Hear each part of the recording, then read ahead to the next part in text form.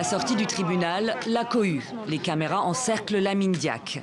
À 87 ans, l'ex-grand patron de l'athlétisme mondial vient d'être reconnu coupable de corruption active, passive et d'abus de confiance.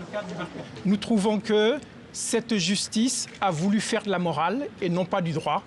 Et c'est dangereux. C'est pour ça que nous allons contester cette décision en faisant appel.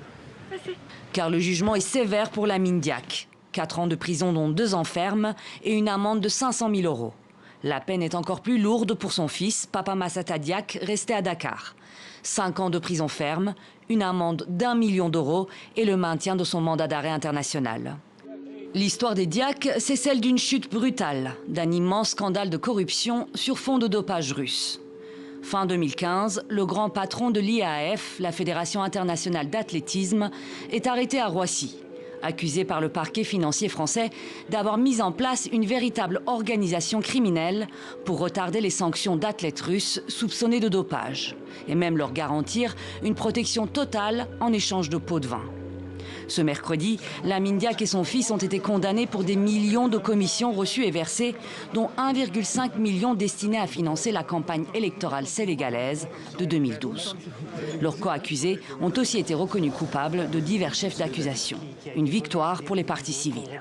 Avec le masque, ça ne se voit pas, mais bon, j'ai un sourire aux lèvres parce que je suis très contente d'être reconnue partie civile et d'avoir été reconnue victime de la corruption des dirigeants de l'I2AF. Mais les ex-responsables de l'IAAF ne comptent pas en rester là. Depuis le Sénégal, Papa Massata Diack a dénoncé un acharnement et clamé son innocence. Mercredi, son père a préféré garder le silence en attendant d'exercer son recours.